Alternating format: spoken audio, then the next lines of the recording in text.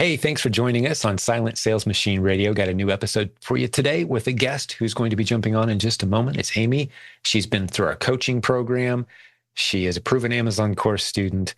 She recently had her first $50,000 year, and she's very excited about that. She took her time kind of getting going. She shares a lot of that story. The first 20 minutes or so are very personal history of what brought her into our community, some of the struggles that she had with her career, wanting to be home with her kids. I'll let her tell all that story. And then she starts going into the specifics of how she's accomplished what she's accomplished, the relationships she's formed in this community, and how excited she is about the future. She's a 3P Mercury user. There's a link to all this tools that we're going to mention in the show notes today, coaching, the proven Amazon course. There's links to all of that. But it's just another great example of how when you plug into this community and you move forward intentionally, you form a few relationships, maybe you get a coach, you jump into, she mentions our Kickstart group, which is a small group coaching program. We put a link to that in the show notes as well. But we'll give you that little boost in the right direction, whatever it is that you need, or maybe you want to go further faster and get a coach who works with you one-on-one, whatever it is you need. Well, Amy today did a lot of that, and she's now in a really great place, as you're about to hear. She's built a beautiful business. 2026 looks amazing. She's got a virtual assistant now who's helping her find products around the clock, and the future is very bright for this student who's doing business the right way. I hope you're encouraged and inspired. Enjoy this interview with Amy. So, Amy, welcome to Silent Sales Machine Radio. Good to see you. Thank you for having me. I'm excited to do this. I call it the best part of my job. And I would love to hear your story if you're ready to go. Yes, I am. I'll dive right into it. We've done a lot of these, so I have a general idea of how to do it. But when I was thinking about for the podcast, what I wanted to talk about, I want to talk more about like the story that brought me here, because I think that gets missed and glossed over. And we look a lot at the numbers and the life is missed. Like the impact it has on the family and the extended family and the friends and the neighbors. I feel like that a lot of times is glossed over. Oh, that's awesome. I love that. Yes. Because you can't, and not to interrupt you, but just briefly, I love this. And this is me saying, I can't wait to go in this direction, because it's impossible to do business and make a profit without dramatically improving countless lives around you. I mean, it changes a lot of people's lives to get into business and launch one. And I love that that's where you want to start today. We didn't prep for this beforehand, but I love it. So let's go. Yeah. So I'll say I did everything right in the order that I was supposed to do it. I did college. I took a little bit of a break. I studied abroad and I came back home. I'd been living in Australia for a few years. I got my master's degree and I came home and I had $125,000 in student loan debt and no job, right? Yeah, no prospects. Right. And I was in sort of a desperate situation. My parents luckily let me live with them for about a year rent free. And I got on my feet and I got things rolling. I got into Dave Ramsey, but I really started this mindset shift, which parallels into our community of, I don't want to be slave to a paycheck. I don't want to be a slave to debt. I want to live the life that I want to live. And that doesn't necessarily mean that I need to be this crazy multimillionaire, but I want financial freedom to live the life that I want. Yeah. Right. Mm-hmm. And so I started down this path. I was a full-time working mom. I have a husband. I've got my 2 kids. We're a licensed foster family. We've been that for about 9 years. So we've had about 25 kids in our house. 25. Good for you. Wow. Yes. It's been awesome. Talk about prepping for the roller coaster of running an Amazon business. And every one of those kids is a story too. They made your life better. Yes. They challenged you. I'm sure like you could dive into any one of those 25 names and just go for an hour. Yeah. For sure. We did it once as a family when I was younger. We've adopted internationally 3 times. So I kind of know the gig there from that vantage point, but that temporary kind of, wow, I could do a whole episode on that. I'm fascinated. Yes. That's my soapbox topic. But I love it. I'm sure it is. Yes. Oh, God bless you. So we were working full time. We were doing the hustle. We were paying down our debt, right? Because we're trying to get away from what felt like chains on us, right? And open up just opportunities, because financial freedom, it's not about being rich. It's about if there's an opportunity available to you that you want to take because you want to go in a different direction with your family, you have the option to do so. You're not cornered in. Yes. Right. Yeah. It's the flexibility. So, that's the greatest part yes, of it. absolutely. Yeah. So we're in 2023 and I'm going to share a story that's pretty personal, but I worked in aerospace for about 14 years. 2023, everybody's back from COVID, right? And travel is back up. We're up and running. We need to be going. So I was gone every 2 to 4 weeks. I went to India 3 times in 10 months. I was all over the country. I was in Mexico. I was all the time. And Sunday night, when I'm with my family and not taking nearly as many placements as we wanted, right? As our core family value. Foster placements. Yeah. Right. Correct. Foster placements. But I'm with my boys Sunday night, and every Sunday night I get the question, are you going to be home this week? Or are we going to be with our nanny? Are we going to be with grandma? Are we going to be with just dad? Oh, that question hit deep, your mom's heart. Yeah, it hurt. It hurt a lot for quite a while. And I have to say, we have an incredible village. We called our nanny Mary Poppins. She's incredible, but I wanted to be there for those moments with my kids, right? And I was missing it, and it was breaking me. So for an entire year, basically 2023, it's just this constant grind. Go. So we get towards the end of 2023. I'm driving home on a Friday night. I've been working 12 to 16-hour days because I'm rushing to try and get this project done because all I want is to be home with my kids and my husband. Yeah. Right? I'm 10 minutes away from my house, driving up from the airport. I get pulled over by the police. I didn't even realize how exhausted I was, that I was driving dangerously. And I get pulled over, and this officer is absolutely convinced that I'm intoxicated. Mm-hmm. If you know me, you know that's a little bit ridiculous. Yeah. I have like a once a year, I'll have a few drinks and I call it. Like, it's never been my thing. I don't have anything you were just against exhausted. I was looked a lot like tired. Yeah, being inebriated, sure. Yes. So I had to get out of my car. I had to walk the line, do that. It was mortifying and terrifying. I'm sweating and shaking just talking about the memory, right? Oh, sorry. And he was absolutely convinced that he's like, you're failing these tests. And I was like, I just want to get home to my kids, right? And I'd been elevating this to my leadership, multiple levels of leadership. And all I got was empathy, pseudo empathy. Yeah. It'll get better. We just need to do this for another month. And then an entire year has gone by. And I am so far from my core values of what I want for our life. I don't even recognize it, right? And my marriage was in trouble. I'm not saying but we were not communicating. We're not in a good place. How could we communicate? I was never home. Yeah. Right? Relationships require proximity. Yes. It just does. You don't marry someone and then live on opposite sides of the planet for 8 months of the year. That's not a relationship. Proximity is required. Right. Yeah. Like things were very broken. And so we get into 2024, and that was like that, being pulled over by the police and putting myself in danger, but putting everyone around me in danger. Mm-hmm. When all I'm trying to do is get home was just like the wake up call that I needed. Wow. Right. And luckily nothing happened and everything was good. Sure. I got home. Mm-hmm. I told my husband about it. I broke down, and I was like, I'm done. Something has to change. Right. That was like a rock bottom moment for you.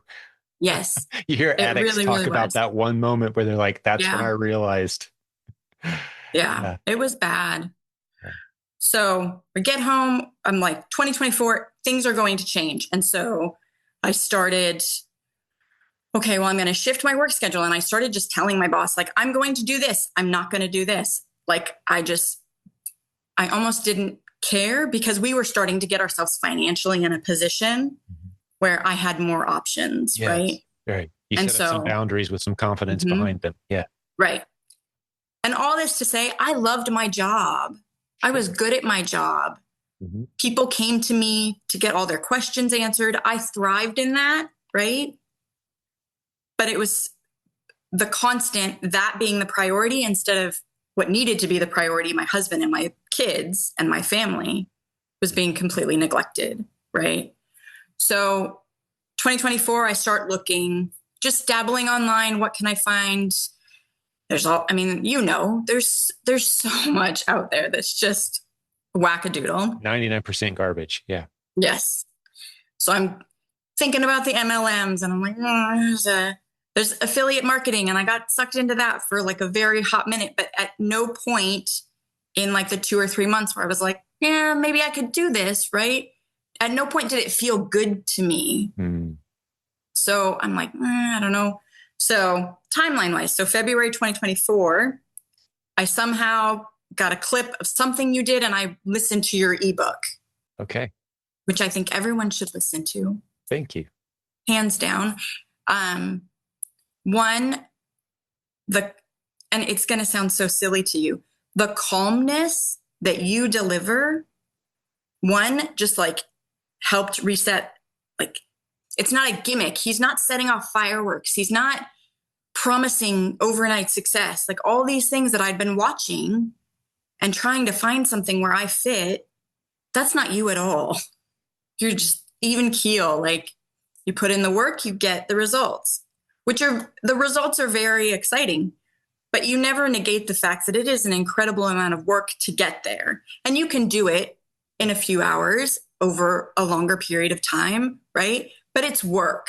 And I feel like the culture that has been built it's all passive income. Everything's passive income.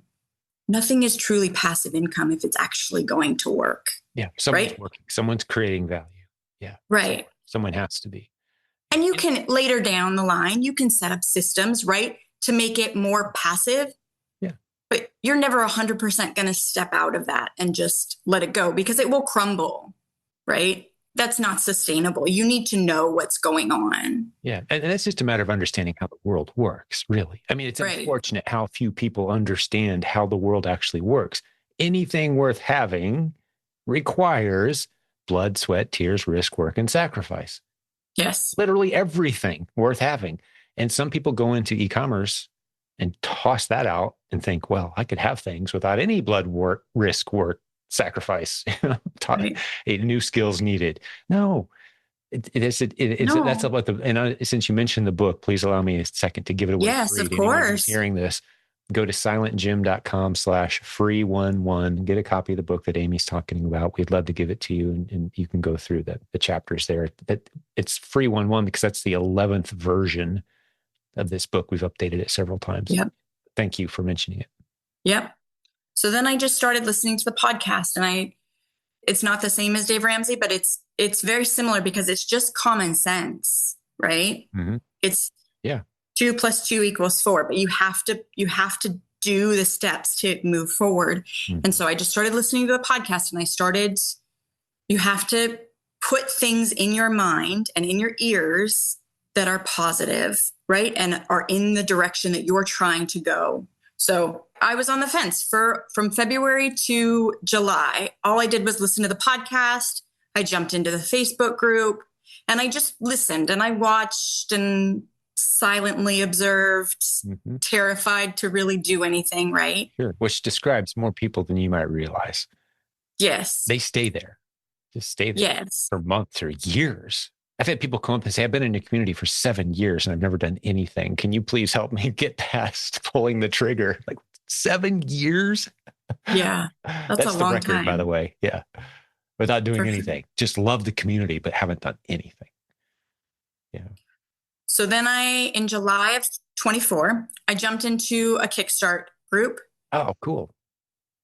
But I didn't really understand what I was doing. And there's an overarching theme in my journey.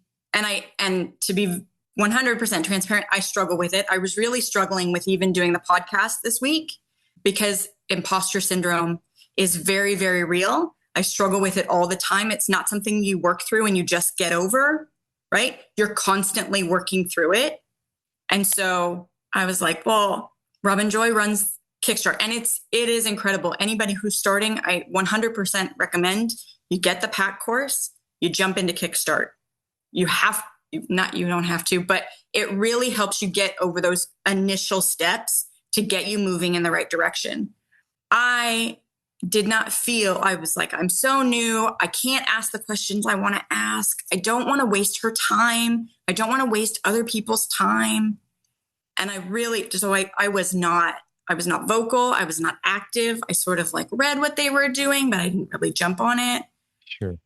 And then I just going through the motions of daily life, right? Like everything is keeping you running constantly. So I think my first shipment was October of 2024. I've got my timeline. And my first sale was October 27th. I was actually on vacation with my husband and I got my first sale as we were headed to the airport to come back home.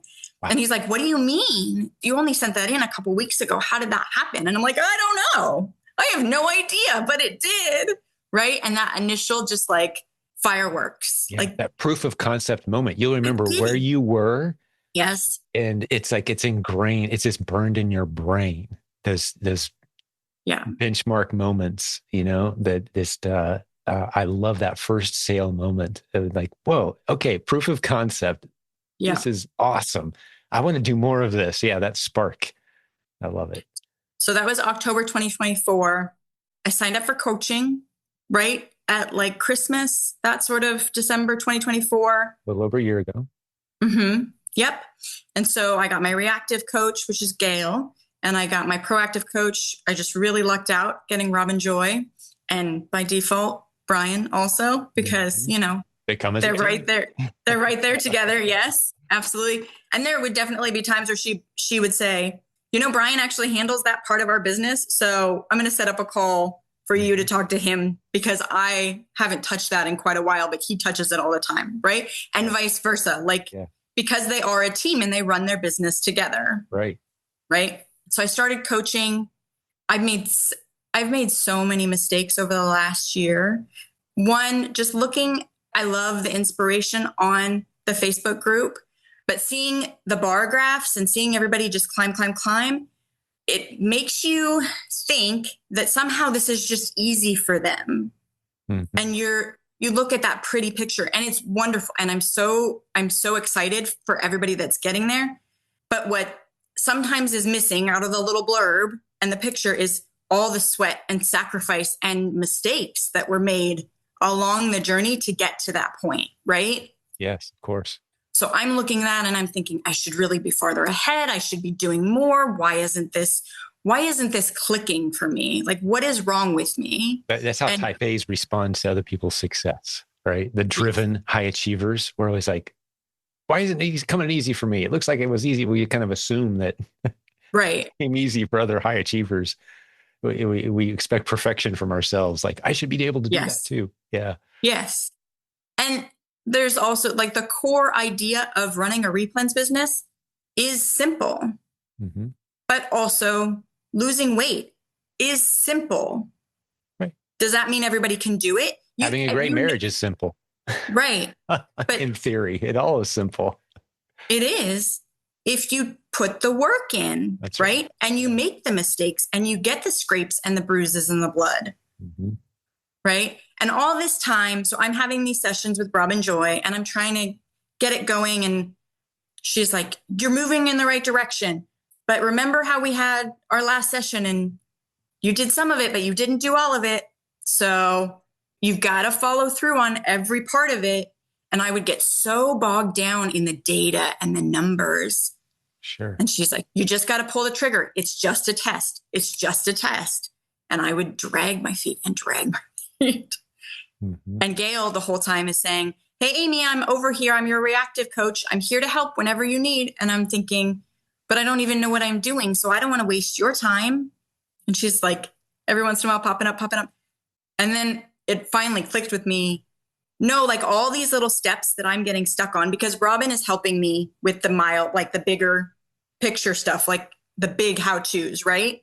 But I should have been going to Gail in between all of those sessions to say, but I'm getting hung up because it's asking me for an expiration date on this. But why does this product require an expiration date, but this similar product doesn't? What does that mean? I don't understand. Yeah. Right. And I'll say, so I made my first a good example of this. I made my first sale October 2024. I didn't do my first 5-box shipment, which was like mind blowing to me, until October 2025. And the whole time my coaches have been telling me, you need to do this, right? Because it speeds up your transportation time incredibly, especially in Q4, how quickly things were received when it's a 5-box shipment. Right. You don't pay inbound placement fees, right? Q4 2024, some of those shipments didn't get received in and in inventory and available for 6 weeks. That was a crazy time. 2025, 10 days, I was averaging 10 days on a 5-box shipment. And it was like, oh, maybe I should have listened to Robin like 6 months ago, 8 months ago when she told me that. And the whole thing that held me up was like, I need 5 identical boxes, that all the measurements need to be the same. No, they don't. No, they don't. The inventory needs to be the same. That's it. But that one thing held me because I assumed, right? I didn't just ask the question. Mm-hmm.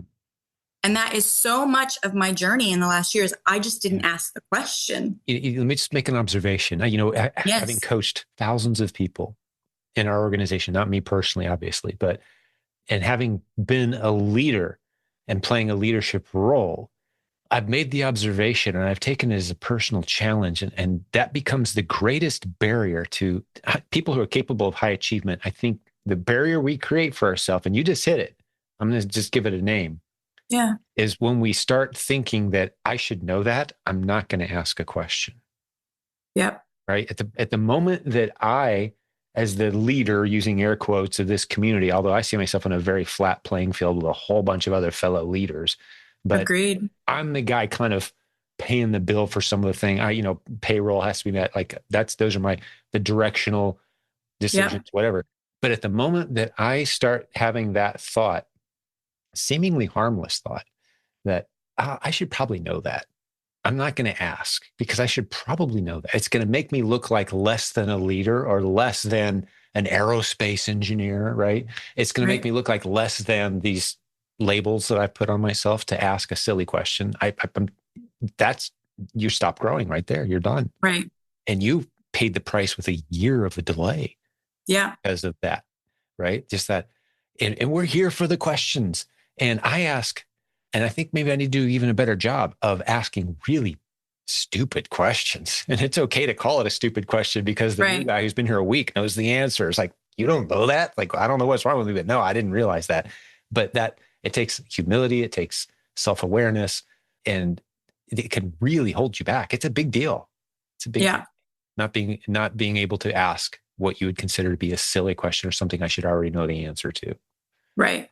Yeah. In e-commerce, anybody who thinks they've learned all there is to know or enough to where they don't really have to ask questions anymore, you're in a dangerous place because things are changing so fast, man.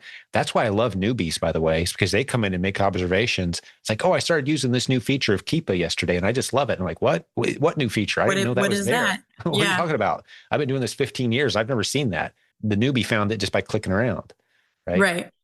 Because they didn't know any better not to. It's like learning from a toddler. It's the things we learn from toddlers. Like if you're not around toddlers frequently, oh, please do it because you will learn so much about how the world actually works and about yourself. Yeah. Right? I'm that grandkid season of life. So I know it's very exciting. I learned so much from those little guys now, but anyway, keep it going. I just wanted to insert a little lesson there because that's one of the barriers to your leadership growth is when you start asking silly questions. No, I mean, I would categorically say it's what's held me back taken me a year to get where I thought I would be, like December of last year, January of last year. So March of 2025, I left my corporate position. I wanted to dedicate my time to this business, but I also I wanted to go volunteer with my kids in their classroom and not have to tell my boss I had an appointment. Yeah. Right. Making excuses to take care of my family and do what I felt was a priority for us. Taking in placements. We finally got back to really taking placements. And I would say 2025, we had 2 placements and we had categorically the hardest placement we've ever had and the easiest as 2025 worked out. But I was allowed the time and the freedom to spend my energy there and focus on the business, right? And get the business up and running. So in May of 2025, I hit $5,000 for my sales, which was huge at the time. I went to the PAC conference. So one point I want to drive home, PAC conference. I can't say enough, like how impactful it was to go and just to be with people that are in the struggle with you. It forces, I mean, you said it multiple times throughout conference, but go to the sessions, learn the information. But if you are in a conversation with someone and building a relationship, don't go to the session. Stay in the conversation. Learn about what they're struggling with. Tell them what you're struggling with. Be open and honest, because they're going to be able to help you in ways that you can't even imagine. Mm-hmm. And you can go back, you have PAC, you can go back and listen to each of those sessions if you want to later on. They're not going away, right? But that opportunity to build that relationship, that will, right? That in-person ability to connect. The power of proximity again. Right? Yes. You can't replicate it any other way, except actually being in the same room at the same time and seeing body language. And if females, you guys know it way better than us guys do. Like 80% of communications, I'm like, is body language. And you got to be in the same room at the same time and see somebody, and you can advance relationships so fast in that environment. So we intentionally encourage that at our events, that spend time in conversations. Yeah. So I'll give one little story, a couple little stories from PAC. One, I met a woman named Lisa, and I'm the newbie. I just hit 5,000. I don't know anything. I shouldn't really speak up, right? And Lisa and her sister had been running an Amazon business for 4 years. They were doing $400,000 a year, and they weren't taking a paycheck yet. They had employees helping them, right? And the employees were getting paid. Everything was good, but they weren't taking a paycheck. And their husbands were joking, like, this is your like extreme hobby because it's been 4 years. I don't know anything about this person, and I am brand new. But I'm like, I know a couple people that might be able to help you. I don't have the answer, but we're here. So I was like, set up a meeting with Brian Olson, because he has one thing that he is very passionate about is running your numbers and trying to improve your margins, right? What little tweaks in your business can you try to make to increase your margins? Meet up with him. Go talk to Jimmy. Like, he's here, right? You have the resources you need because clearly you know how to run this business, right? You've successfully run it for 4 years. You're successfully paying employees, but you deserve to reap those benefits as well. This is your business. It didn't take 2 months until after conference, and I followed up with her, and she was like, we are so on a different trajectory just because you put me with the people that could help me. Wow. And it was not simple, right? But she didn't know what she didn't know. Mm-hmm. And so you go to the people, and in this community, we have someone to answer every question.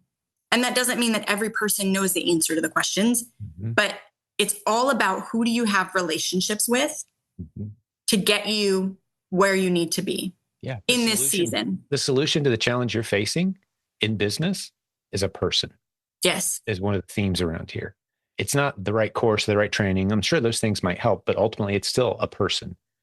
The person who created the course maybe, and like, hey, there's some finer points. I need to talk to you. Can I set up an appointment for a few minutes and talk to you about a couple things, right? It's a person, because the lone wolves die almost without exception.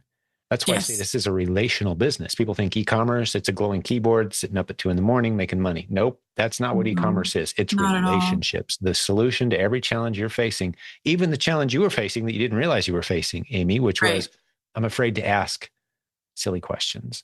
Well, what was the solution? Gail. Like, there's no question about e-commerce you could ask her, or probably anything, where she'd go, oh, that's so silly. I can't believe you're wasting my time with that. Right. You couldn't get that response out of her if you paid her $1,000 to force her to say it.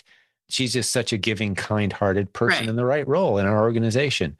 She's like, oh, I know you've asked me that 15 times already, but let's go over it again. Kind of just, I'll make you some warm cookies too while we do it, right? She's just such a sweet person, such a sweet disposition, right? But the problem was on your side of the fence. I don't want to look silly, right? What was the solution? The right person, a conversation to put you at ease and say, no, ask the silly questions. Let's go through this together. So it's always a person. That's the point I want to drive home. That's the solution. And to drive a little bit, and just to Gus, who you've had on the podcast, he is part of a very small mastermind that I have that Brian Olson set up because he knew us. And he was like, you guys need to get in a room together and you need to start meeting on a regular basis. I love it. And Gus and I very jokingly call them our therapy sessions. We've got a couple other people that have been involved in and out, but Gus and I have been there since conference last year. Yep.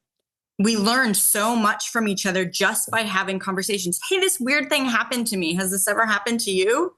Mm-hmm. Right? And just every couple of weeks we get together and we just sort of hash out, okay, if you saw this, what would you do? How are you running your cash flow, which is my arch nemesis, right? Like, we bounce ideas off of each other. And what I want people to understand out of this community is that everyone wants to help you. And it's so counterintuitive to how the world around you is working. Yeah. But I have Jeff Schick on retainer. A couple weeks ago, I'm talking to Leah because I'm working through an IP complaint, right? Mm-hmm. So I just set up a 20-minute call with her, and she's like, hey, based on what you're saying, do you have a couple extra minutes? Because I'd like to show you something else that has nothing to do with the IP complaint. And but she has run an Amazon business before. She has that experience, and she has that heart to want to help people. Like all of the coaches on the team, like every response you get to every question that's posted in the group, people abundantly want to help you succeed, right? And so they're offering you resources you didn't even know you needed or wanted or could help, right? But if you're not in relationship with those people, if you're not trying to have that constant communication, you're missing out on so much that you don't realize. Hey, we'll get back to the episode in just a moment. I've got to tell you about today's sponsor, 2D Workflow. You can find them at silentjim.com/2D. That's the number 2 and then the letter D. They've gone out and found a way to save up to 30 or 40% on your inbound shipping. When you send your FBA shipments to Amazon, you could be paying a whole lot less. They've got a free tool that shows you the rates they've negotiated with all the same carriers that already are being used by Amazon sellers to send their inventory, but you could be paying less. It's a free tool to check out for a couple of weeks. If you don't love it, just uninstall it. But you're going to see the shipping rates side by side that they've negotiated. It's a tool that's been built for sellers, by sellers, and they want to give you a couple of weeks to check it out, no cost. If you do start using them, they just get a percentage of your shipping fees. It's a pretty cool arrangement, a great tool.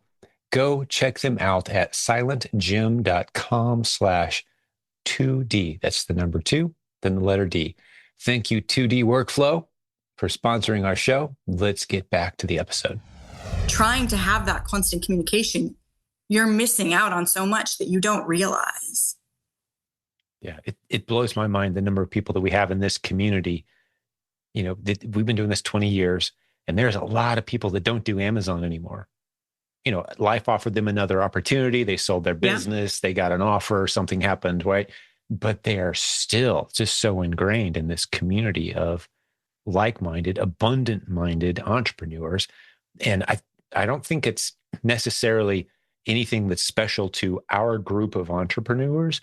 My theory is that the skills required to build a profitable business, and my mentor even says it this way: if all I know about you is you've built a profitable business and maintained profitability over a significant period of time, that's all I know. I don't know if you're male or female, your education level, how intelligent you are, where you're from, your gender, your background, none of that matters. All I know is you've made a profitable business over an extended period of time. You are the safest bet I could make culturally over any other demographic. Meaning, if I'm going to build a relationship with a random person out of a pool of people, the one question I get to ask, one question, I was like, show me the small business entrepreneurs.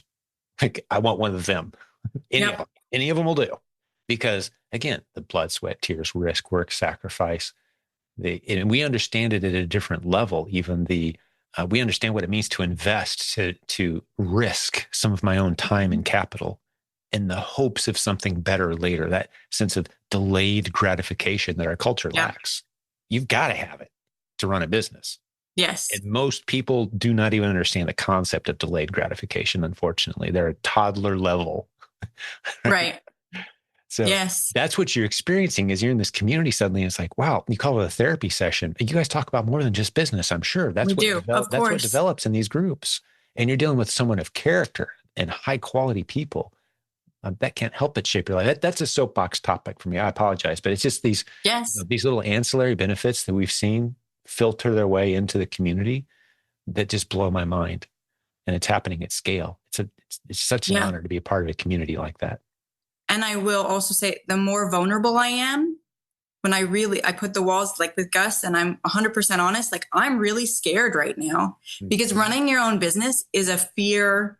I mean, I understand why people don't get into running their own business. I understand why they stay at the steady paycheck, but the benefits in the long term, you have to work through the constant fear and grind. And I have a plan. Is it gonna? And then really what you need to do is have that relationship for somebody that's your anchor, right? Like, okay, you're going a little bit off the cliff, but I'm going to pull you back a little bit.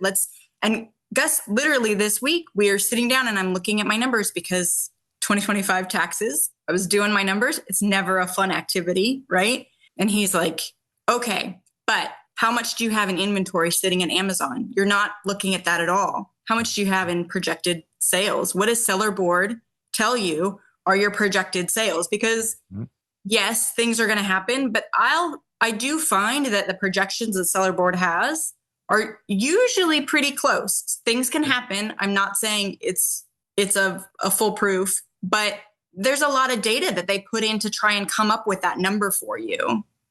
And I found it to be pretty accurate. So he's like, you're not taking into account, you have inventory sitting at Amazon right now. Yeah, you completely blanked that from your mind. Those sellers that about 6 months in, they're like, okay, I started with $10,000 in my business account. Yep. I've been doing this 6 months and I have $11,000 in my business account now. Yeah, that was a lot of work for $1,000. They're like, whoa. How much inventory is sitting in Amazon's warehouses right now? Yeah. Oh, I got $9,000 of inventory sitting in the warehouse. I forgot about that. Yeah. Right. It's going to sell in the next 30 to 60 days. Right. Right. It get great margins based on the research I did. Right. So they leave out the inventory. Right. So yeah, those little observations. Yeah. And I love you said the more transparent I am, lower those barriers that say, I've got to look smart in this conversation. No, just speak transparently. Maybe I'm missing something here, guys. Help me think through this. Right? Yeah. That's a great thing you should be saying all the time. Maybe I'm missing something. Help me think through this. And then boom, lay it all out there. Yes. I love it. That's so great. Let's see. So I kind of just June to September. So I jokingly with Robin Joy call this the great experiment. At conference, I met one of the sponsors, and what they do is buy inventory from Amazon Canada and send it to Amazon US, FBA. You get a prep center in Canada. Got that all set up. This little thing called tariffs jumped in end of August. So June to September, I got in and got out. That was a lesson. It was a strong lesson. We're moving forward. I did learn quite a bit. Maybe that's something that I will again revisit in the future. Now is not the time for that. Yeah. There was this cycle for like the back end of 2025 where I was just chasing the next shiny thing, right? The thing that was going to make me feel like that $11,000 in my bank account was going to get to 20 like next week. Yeah. Right. So there was some bumps and some bruises there. I hit 8,000 in November, and it was really because Robin Joy and Brian strongly coached me. Start tracking how many test stations are you legitimately sending in every week? Not what do you feel like you're doing? How much do you feel like you're spending? How much inventory you feel like? Look at the numbers. What are you actually doing? And so for a good 12 weeks, they had me do it for 6. And then I just loved it so much. I kept doing it. I was sending them weekly reports. This is exactly what I'm doing. Oh, well, then things start moving. Give it like 4 to 6 weeks after that, and I'm starting to see results. That's an interesting trend. Click. And she'd been asking me to do that since the beginning of the year. Like, but I take my own time. I take the whole year as like, I've learned the big lessons. There's always, every day, there's new things that are popping up, right? But I don't get so sucked into it and spend an entire day trying to figure Amazon out. I send an email, I set up a 20-minute meeting, and then I move on to, okay, well, I need to update pricing today, or today my goal is to find my 5 test ASINs for the week, right? And I move forward instead of just getting sucked into the rabbit hole of, but why are they giving me this IP complaint? But I can't do anything about that. What am I going to do? Right? Nope. I just set up a call with Jeff's team. We run through it. We move forward. Right? Like there's speed bumps. Before, they felt so much bigger and sucked so much energy and emotion out of me. Mm-hmm. So we're moving forward. So November, I hit 8,000. December, I hit 11K. And I hit 50,000 in sales for 2025. So, and that was about 2,000 units that I had sent in at about a 15% margin. And I want to be really clear when I say 15%, I still have not taken a paycheck. And that has been a source of shame for me, right? That I'm working through, because as Gus reminded me just this week, you're not looking at the whole picture. You're discounting all of the lessons that you learned in the last year. And you're expecting that that's where you should have started on day one, but you didn't know what you didn't know. So stop penalizing yourself for it. It's time to move forward, right? I've built the foundation. Well, now I get to build on a foundation. Yes. Right? The journey from 0 to 1 is the hardest in the entire journey of e-commerce, building an Amazon business. And when I say 0 to 1, it's like 0 to your first, say, $10,000 month. Yeah. That's the hard part, because you're taking all the lumps, buying all those one-time purchases, beating yourself up, making mistakes, thinking, is this a stupid question or not? I don't know. But once you've gotten through that, the journey from 10,000 a month to, say, 100,000 a month in comparison is so much easier, because it's just a matter of adding some commas and zeros. Go test more ASINs. Right. Use the same systems you've already got in place. Maybe you start using a prep center now. Like you're actually going to be doing less work. Yep. To earn more money at that point. You got to take those initial lumps, but then you'll start to discover that the less I work, the more money I make actually makes sense at that point, because you've built a system. You've, like you said, a great foundation that you can build something beautiful on. Right. So I love interviewing guests at about the $10,000 sales month. Yeah. Right. Because that resonates with you. It's like, yeah, it wasn't easy to get here. And some people do it in 3 months. Some people takes 5 years. Yeah. But that $10,000 sales month, you've got what it takes now to have a $100,000 a month business. You've got all the tools, all the skills, all the knowledge. The only thing you might be lacking is the cash flow. Some people are. Yeah. Right. Because you guys spend a little bit more money.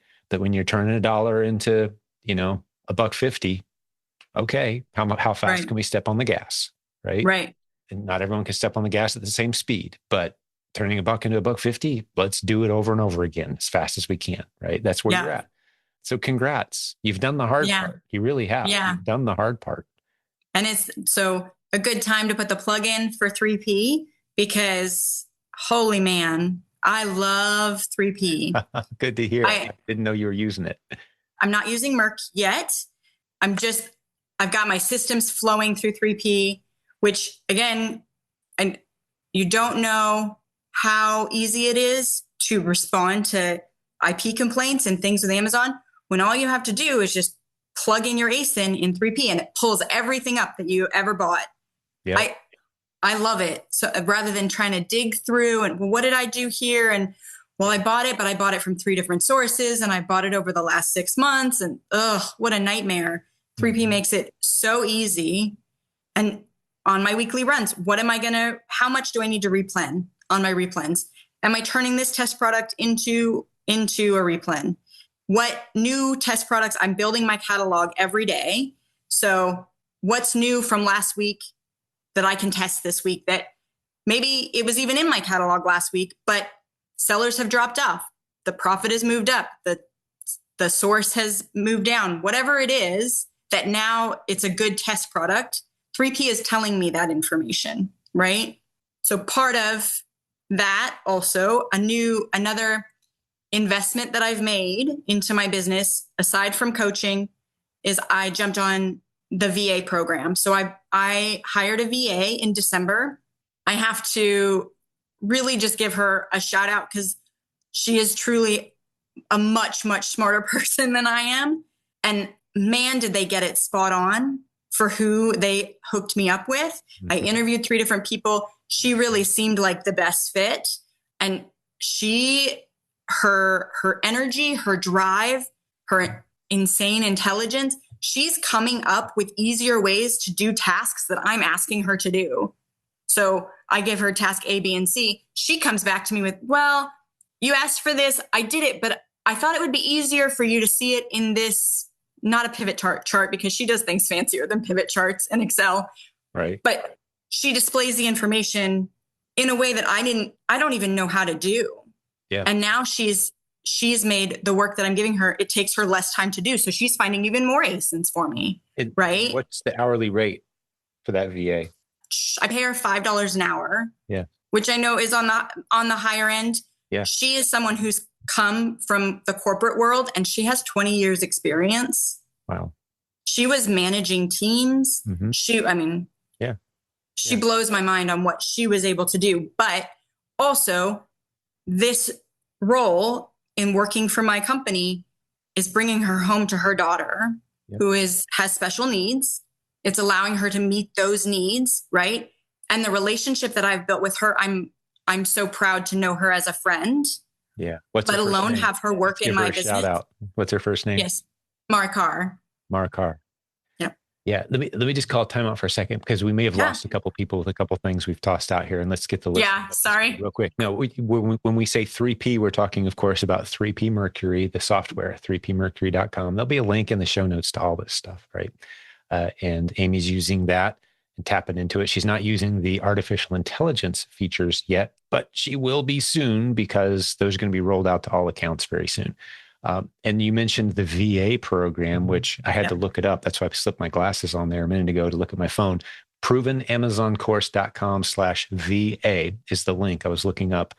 That's the program where, as you just mentioned, Amy, we give you 3 pre-vetted, very qualified virtual assistants for you to interview. You pick the one you like the most, and then we begin teaching them and you how to find great ASINs in bulk using several different creative strategies so that you can load them into 3P Mercury and let the tool do what it does, which is tell you what the best products to buy at any given time happen to be. That's what the tool's designed to do, among many other things, like you already mentioned. So I just wanted to get people up to speed. Those links will be in the show notes. I love that you're using 3P, Amy. Please continue sharing your story. Oh, we'll let one little time out. We mentioned the $5 per hour. The first time people hear about virtual assistants and these $3, $4, $5, $6 an hour gigs that we're creating, some of them go, oh, that sounds so exploitive. That sounds terrible. How can you possibly force someone to work for that little money? Well, you have to remember we're talking about typically Filipinos in the Philippines, where the US dollar spends about 8 times better than it does here, meaning that job that you've created is paying her around $40 an hour or so US equivalent if she happened to live here. That's a good gig. She can be home with her special needs daughter. $40 an hour is about like an $80,000 a year career. That's a good gig, right? So for her, that $5 an hour is about the equivalent of having an $80,000 a year job in the US. Yep. And if that's enough to get some people really excited about being able to be home with their families and be able to provide a great income for their home. So yeah, good work. I just wanted to make sure we got everyone up to speed before we continue. Yes. On, rather than creating questions that we would leave unanswered otherwise. All right. So please continue, Amy. You're doing a great job. What else did you have for us? So now I'm in January. I will hit 9,000 this month. Congrats. Which is about where I expected to be, because I was really hitting it hard at the end of Q4. And now it's time. I was training up. So the VA program that you guys offer, there's training for the VAs that whichever VA you choose, there's a 30-day training that they go through. So we went through that.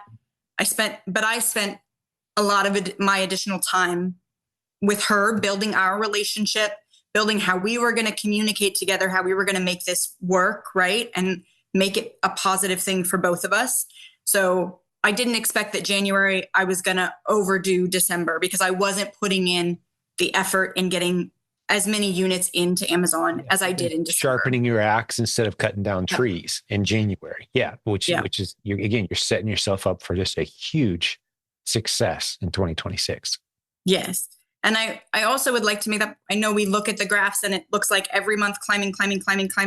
Also understand that when you make shifts in your business, expect that you're going to dip a little bit. And that doesn't mean that you're not going to be successful, but you're building a better foundation for your business. So of course, the outcome in the long term is going to be much better. But again, delayed gratification, right? Exactly. So I'm investing now. I'm investing coaching. I'm investing in a VA. I'm investing in a few side projects like the Canada thing that flopped. Peace. I've moved, right? Like I did it. I tried it. I'm moving on. That's okay. I don't need every single dollar that I put in to turn into profit, because there's time for that. It's coming, right? So I've sort of had to get over myself and these very pretty pictures that I built for projections on where I thought I would be. But 2026 is looking awesome. Like really, I couldn't be more excited. And I'm still scared every day, right? And I have to work through that. And it's part of the process, because whether I sink or I thrive, it's on me. And I've never in my life, I've never owned a business before this. I'd never done e-commerce. I'd never listed an item on eBay, like nothing. There were things in another plug, your Monday afternoon calls that you do just open for anybody at 2 p.m. Pacific time because I'm in Seattle. For those West Coasters, in the afternoon. Yes. I would say that's an evening call. What are you talking about? Well, I'm over on the East Coast. Right. And the other side of the planet, it's the middle of the night. We have people jumping on there from Australia. Like, what are you doing awake at 6 a.m. to talk to me? Because it's always important. A great time. Because it's important. And there's no other, I couldn't even in corporate America where I'm the employee. I couldn't set up a meeting with someone that's technically like 3 levels above me and just have a one-on-one conversation with them and ask whatever I needed to ask. That it's such a mind shift change, right? So go to the Monday calls. Just even whether you're on the fence or you're just listening, listen to the podcasts. Go to the Monday calls. Just sit and listen. There's no harm in it.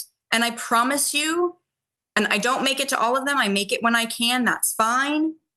I haven't walked away from a single Monday call and not learned something that I didn't know before, even if the room is full of just brand new people who don't even have an Amazon account open. Yeah. Yeah, me too. I love it. I love that environment. I would say that's the second favorite part of my gig is those Monday night calls. I love this is the favorite part. Podcast episodes with students who are catching momentum and they're sharing their story and their success and their failures and their struggles. And so I love that. And then those Monday night calls where it's just, there's no script.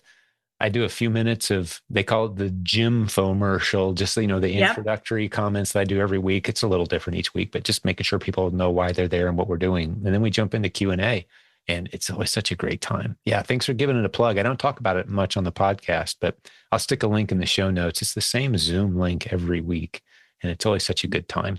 So yeah, thanks for giving that a plug. And then the second plug, I'm going to say, if you're ready to start this or kind of on the fence, give Jim's team a call. Put that in the show notes as well. Nobody's trying to sell you anything.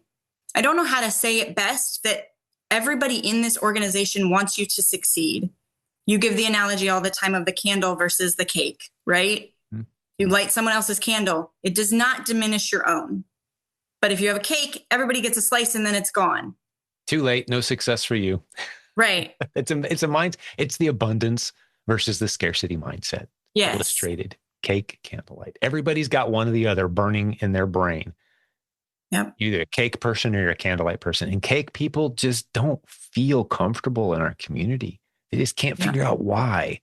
Like, these people are always so positive and encouraging. It drives me nuts. Right. Like, well, you're a cake-minded person. It makes sense.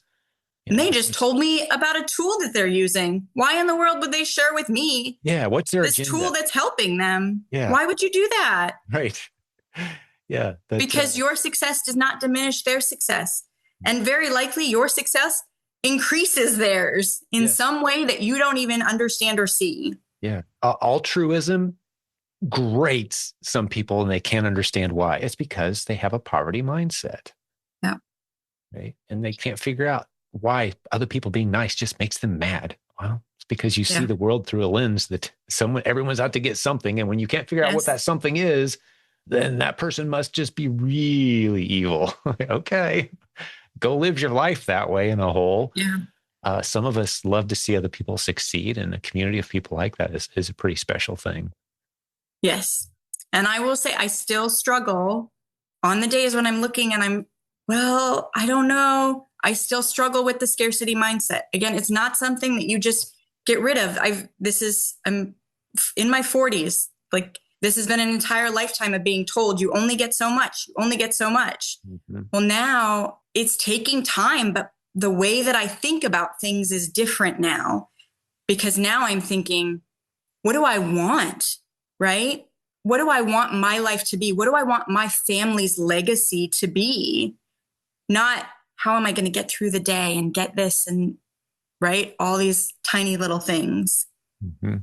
Yeah. And to think big, to dream big, have big. It's hard. It's hard. And you have to be, you have to be a certain degree of vulnerable to even allow yourself to think that way. Mm-hmm. Mm-hmm.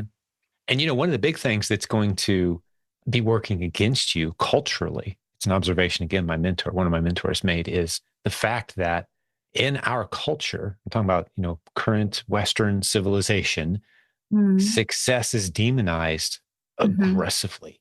Yes. In media, in, entertainment. Just the first question when someone succeeds, everyone gathers around and, how are you going to give back? You better redeem your soul for all this success by giving it all away somehow, right? When the reality is you can't succeed virtuously, which means you're not ripping people off.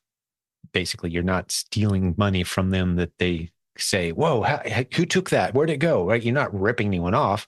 You're through voluntary transactions, you've arrived at success.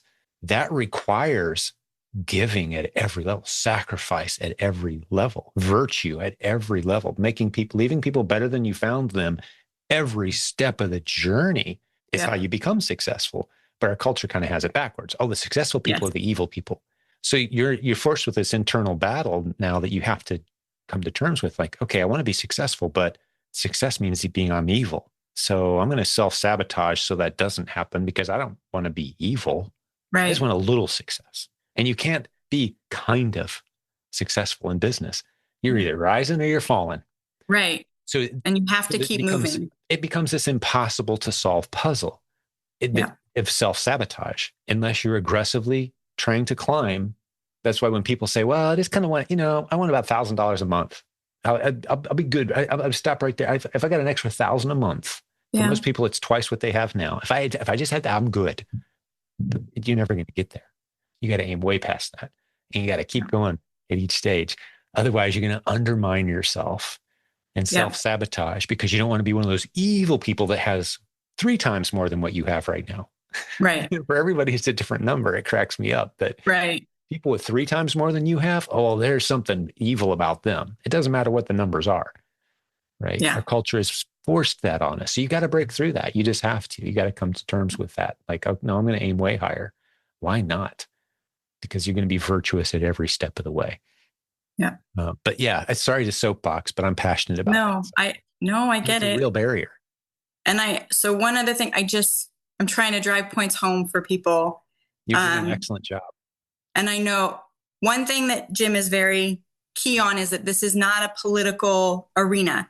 The only time that you talk about politics is like when the tariffs came in, you talked about that because a lot of people lost their minds for a hot minute when that popped in. Yeah. But I want people to understand this is a Christian organization.